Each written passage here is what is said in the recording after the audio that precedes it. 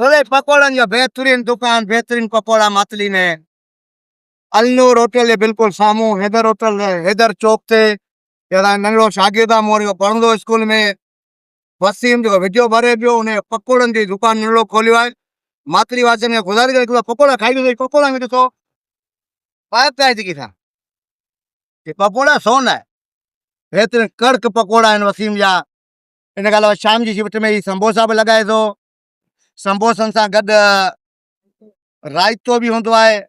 ही शौकेस में बाक़ी पकोड़ा जेके शौकेस में पियल आहिनि मिट्टी का बचा आहिनि, मिट्टी का बतल आहिनि, स्वाब इन गुड़ मिट्टी काने का बेहतरीन पकोड़ा आहिनि।